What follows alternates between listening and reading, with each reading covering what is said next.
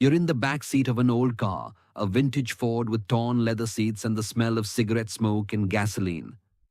The night is dark, moonless, and the roads of rural Alabama stretch ahead like black veins cutting through the landscape. You don't know the man at the wheel. A contact who came through another contact, who came through another, in a chain so long you've lost count. All you know is that he goes by the code name Joseph, and that he hasn't spoken more than 20 words during the entire trip. You look out the window and see only pine trees, barbed wire fences, and occasionally an isolated farmhouse with all its lights off. Your stomach is in knots. Your mouth is dry.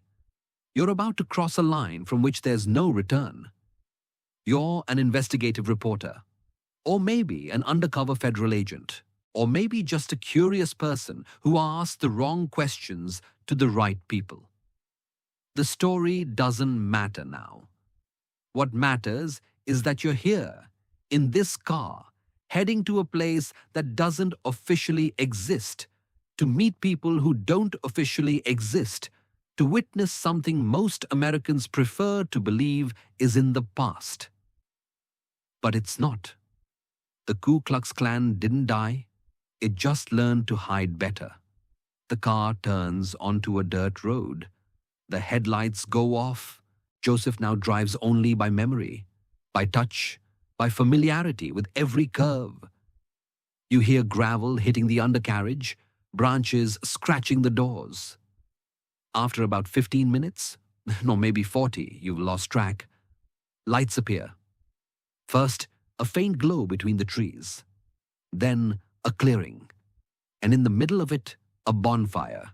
And around the bonfire, white figures. Joseph parks the car, turns off the engine, and looks at you for the first time since the journey began. His eyes are dark, expressionless. Stay here. Wait. He gets out, walks toward the clearing. You see the white figures move toward him, a silent choreography of hoods and robes. They talk. Look at the car. Point. You hold your breath.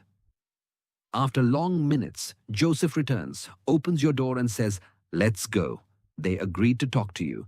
But any wrong move, any wrong word, you don't leave here. Understand? You understand. You swallow hard and get out of the car.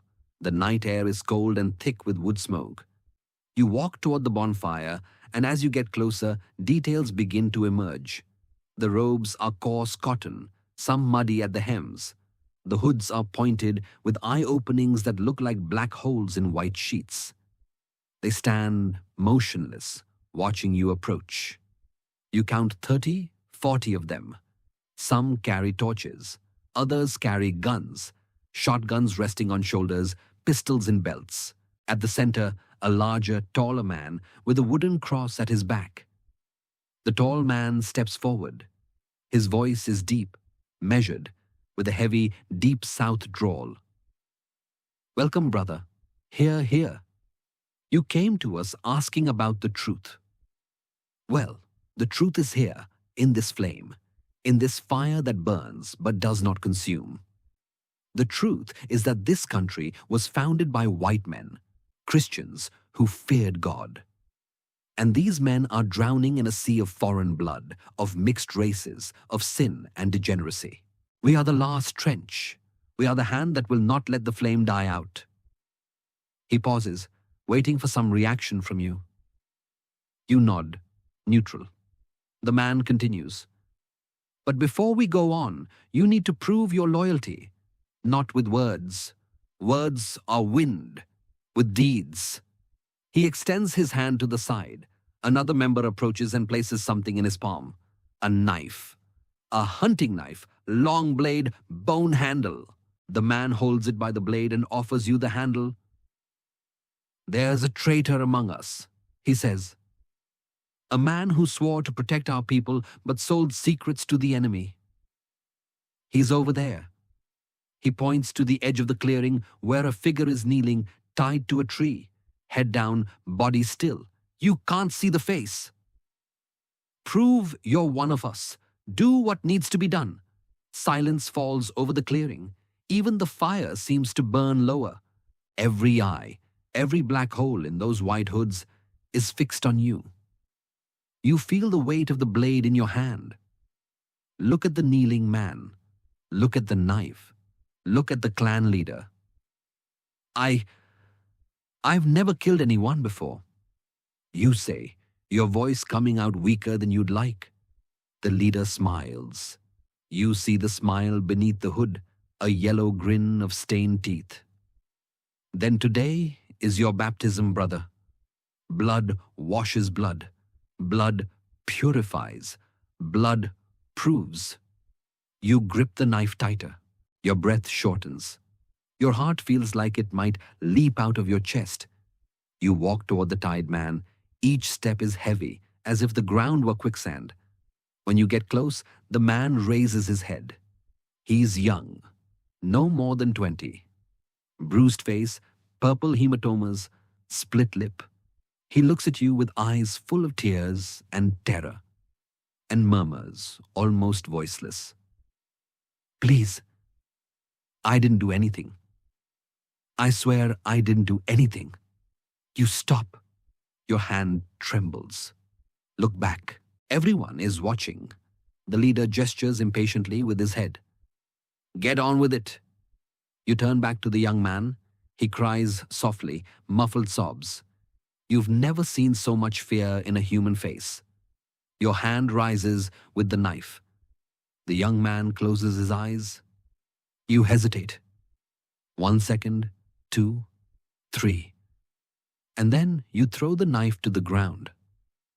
The silence now is of a different kind. It's not the silence of respect or expectation. It's the silence of ice, of the precipice, of the abyss's edge. You hear behind you the creak of boots on earth.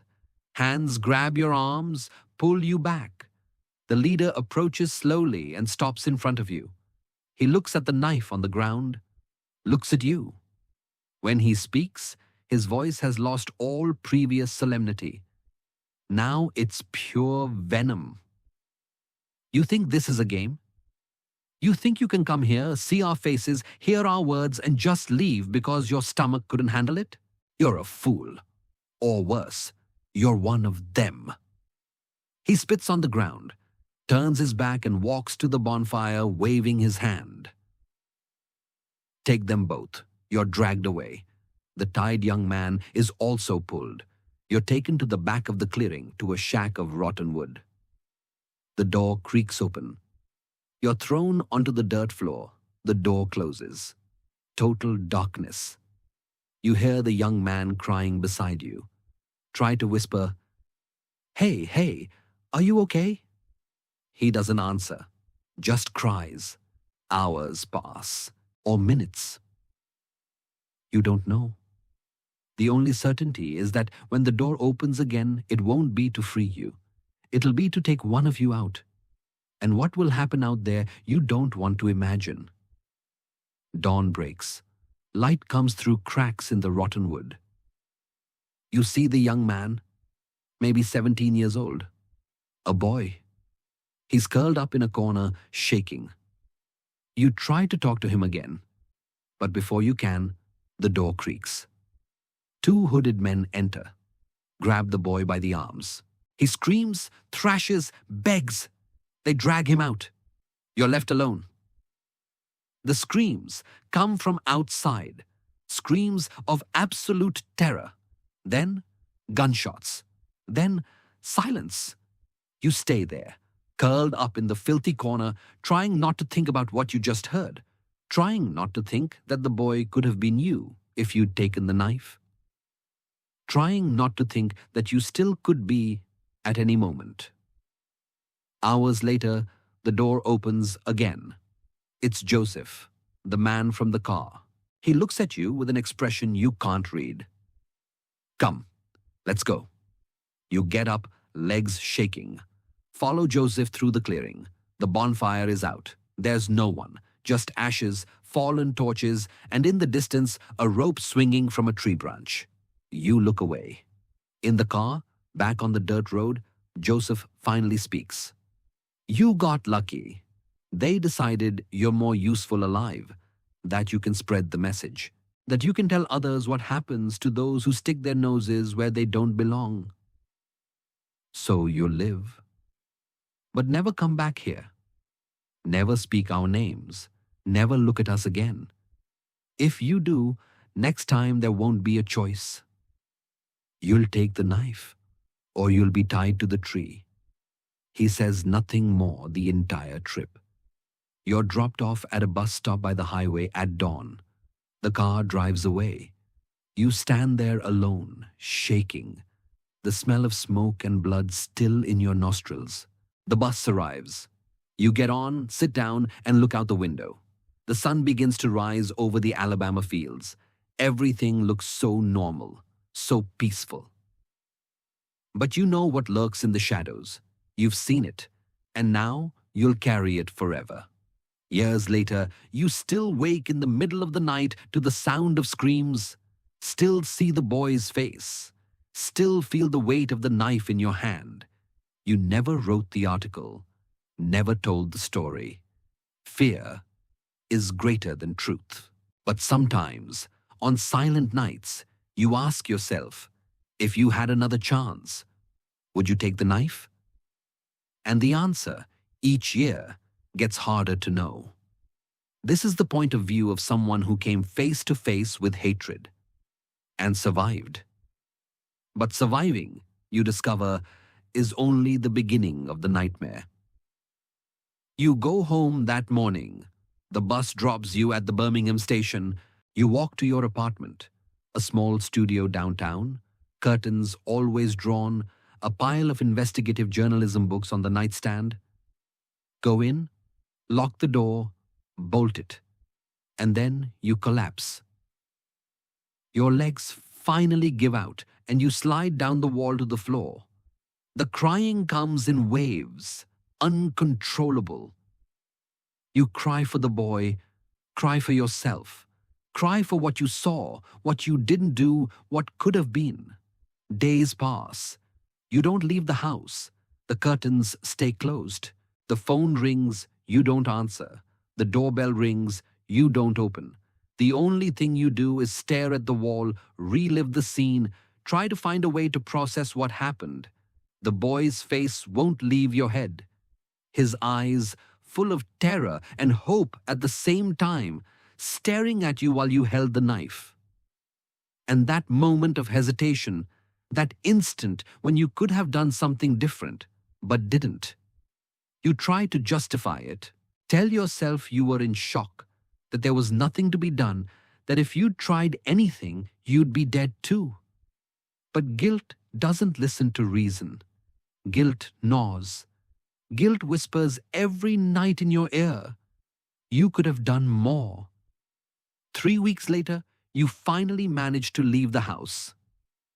Go back to work. Your colleagues ask where you've been. You make up an illness, a family emergency. They accept it or pretend to. You feel they know something changed, but they don't ask.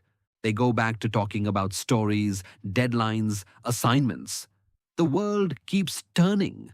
Only your world stopped. You try to write the article. Sit in front of the computer dozens of times. Write the first line, then delete it. Write again, delete again. The words won't come. Fear blocks everything. You know that if you publish, they'll find out. Joseph said you were useful alive to spread the message. But spreading the message doesn't mean publishing names and places. It means telling the story without proof, so no one believes it, so you sound crazy. And if you publish proof, give away the location, name someone, next time the door opens won't be to free you. So you put it all away in a drawer. The notes, the photos you managed to hide in your pocket, the leader's voice recorded on your phone. Everything in a brown envelope buried at the bottom of a shoebox in the closet. And you try to move on. But moving on isn't possible. 6 months later, you're at the grocery store and see a man in a blue cap. He looks at you a second too long. Your heart races. You abandon the cart and run out. 3 days later, you see a black pickup truck parked in front of your building. Spend the night awake, lights off, watching through the curtain crack. The truck leaves at dawn, but the paranoia doesn't. A year later, you move. Go to Colorado, to a small town in the mountains, where no one knows you. Rent an isolated house with a dirt road access and neighbors miles away. Buy a big dog, a German shepherd that barks at any noise. Install security cameras, reinforced locks, and keep a shotgun under the bed. You prepare for the day they'll come. But they don't come. Or you think they don't. Every strange car that slows on the road, you freeze. Every knock at the door, the mailman, the delivery guy, you answer with trembling hands. Every night, you check the locks 3 times before sleeping. And still, you sleep badly. The nightmares continue. The boy's face continues. The screams continue. You try to find the boy. Search Alabama newspaper archives for disappearances in that region on that date. Nothing. No record. As if he never existed. You hire a private investigator, pay cash, no details. He comes back with the same answer. No record of a young man with those characteristics missing that night. The boy was a ghost. Or maybe he didn't even have a name. Maybe he was just a body in a ditch somewhere in that forest that will never be found. 5 years later, you receive a letter. No return address. The postmark is from Alabama. You open it with trembling hands. Inside, just a photo. The clearing, the dead bonfire, and a handwritten note. We still remember you. You burn the letter, burn the photo, and spend the night awake with the shotgun in your lap. 10 years later, you're still in Colorado. Gray hair, slower body, eyes always moving. You never tried to write the article again. Never spoke to anyone about that night. When people drink too much and ask about your past, you change the subject. They think you're just a reserved man, a voluntary hermit. They don't know you're a survivor. They don't know you carry a weight that no confession can ease. One night, you dream of the boy. In the dream, he's alive, sitting in your living room, drinking coffee. He looks at you and asks, "Why didn't you do anything?" You wake up screaming, the dog barking, the house dark. Sit up in bed, gasping, and for the first time in 10 years, cry. Cry like you cried that first day, leaning against the wall of the Birmingham apartment. Cry for the boy, for yourself, for the knife, for the choice you didn't make. In the morning, you make a decision. Sit in front of the computer and start writing. This time, not to publish. You're still too afraid for that. But you write for yourself, to get it out, to give a name to the boy even if you never knew it. Write everything. The car, Joseph, the clearing, the bonfire, the hoods, the leader, the knife, the boy, the screams, the gunshots, the silence. Write for hours, days, weeks. When you finish, you have 300 pages. A book no one will read. A testimony no one will see. You put the manuscript in a metal box, bury it in the backyard under a tree, and go back inside. That night, for the first time in 10 years, you sleep without nightmares. Not because the guilt passed, it never passes, but because somehow you found a place for it. A dark place, buried, but still a place. The sun rises over Colorado. The mountains are snow-covered. You make coffee, sit on the porch, and watch the horizon. The dog lies down beside you. For a moment, almost a full minute, you don't think about the boy. Then you think about him again. But you've learned to live with it. Learn that some ghosts don't leave. You just learn to share space with them. This is the point of view of someone who survived an encounter with hatred. There's no redemption at the end, no catharsis, just continuation. One day after another, carrying what can't be put down, remembering what can't be forgotten, living with the question that will never have an answer. If you had taken the knife, would you be more of a man or less? If you had killed the boy, would you be alive today? If you had died trying to save him, would it have been worth it? You'll never know. And that's the real curse. Not death, not pain, not fear. The eternal doubt, the what if that never shuts up. The boy's face that appears on every corner, in every shadow, on every silent night. You live, but don't live. Survive, but don't escape.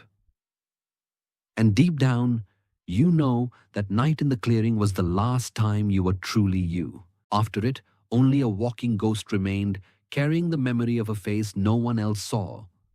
The boy died that night. But so did you. Only you keep walking.